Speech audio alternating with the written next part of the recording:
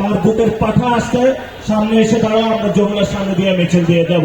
সরকার ন্যাক্কারজনক ভাবে সেখানে জল কামান নিয়ে গেল, জল কামান নিয়ে সবার উপরে গরম পানি নিক্ষেপ করলো। ওসমান হাদি ভাইয়ের ওয়াইফকে সেখানে দেখে আমি খুবই কষ্ট পেলাম। গতকালকে যে ন্যাক্কারজনক ঘটনা ঘটানো হয়েছে রাজপথে, এটার জন্য সরাসরি সরকার দায়ী।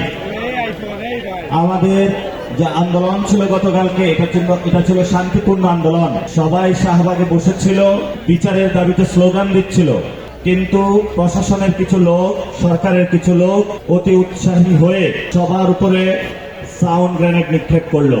যদি ঘটনার ধারাবাহিকতায় যাই, এর আগের দিন রাতে জাবের শরীফ ওসমান হাদি ভাইয়ের ওয়াইফ জুমা সহ আরো অনেকেই যমুনার সামনে অবস্থান নেয় এবং সেখানে সরকার তাদেরকে অবরুদ্ধ করে ফেলে।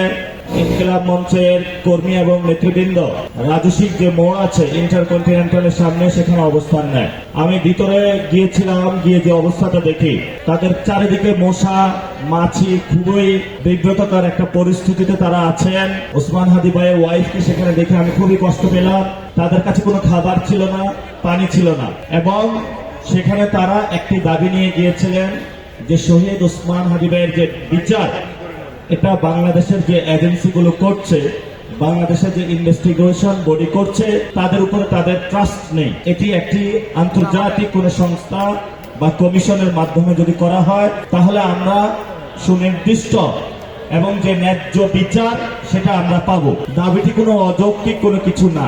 আমি সরকারের কয়েকজনের সাথে যোগাযোগ করলাম, তারা জানাইলো যে আমাদের সাথে যোগাযোগ করা হয়নি। কিন্তু আমি তারপরে ইনকিলাব মঞ্চের ওনাদেরকে জিজ্ঞেস করলাম, ওনারা বলল যে আমরা এক সপ্তাহ যাবৎ সরকারকে মেসেজ দিয়েছি, কল দিয়েছি, আমাদের মেসেজগুলো সিন করা হয়েছে, তারা কোনো উত্তর দেয়নি।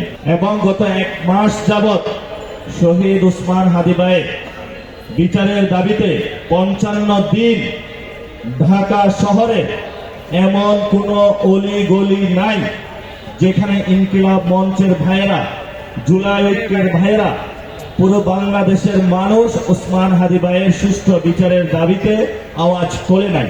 মঞ্চের যারা সদস্য ছিলেন তারা সেখানে ছিলেন। তাদের খুবই ছোট দাবি ছিল।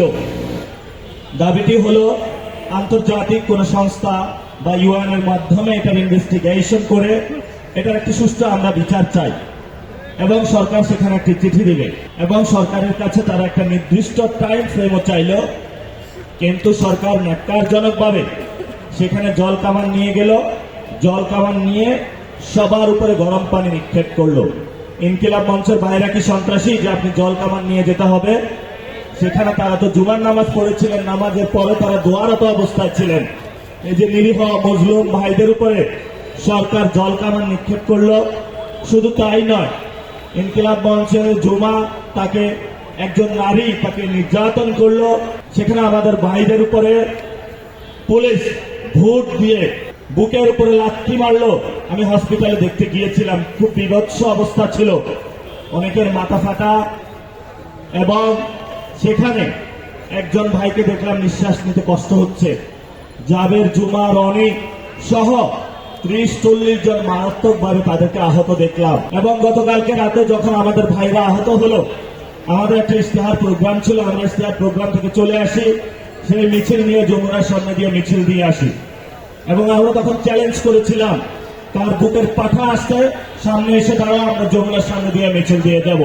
আমরা সেই যমুনার সামনে মিছিল দিয়েছি, মিছিল দিয়ে শাহবাগে এসেছি, শাহবাগ থেকে আমরা ঢাকা মেডিকেলে এসেছিলাম, তারপরে আমরা আবার শাহবাগে গিয়েছিলাম, কিন্তু আমরা শান্তিপূর্ণ অবস্থান জারি রেখেছিলাম। সেখানে পুলিশ এসে আবার বিভৎসভাবে সাউন্ড গ্রেনেড নিক্ষেপ করেছে, দোকানদারদের উপরে তারা হামলা চালিয়েছে। সাধারণ যারা নিরীহ পথচারী, আওয়ামী লীগের আমলে দেখেছি মোবাইল চেক করতে, পাকিস্তান আমলে দেখেছিলাম লুঙ্গি খুলে চেক করতে, এই আমলেও আমরা গতকালকে এগুলো বাংলাদেশের সামনে, মানুষের সামনে আওয়াজ দেখলাম।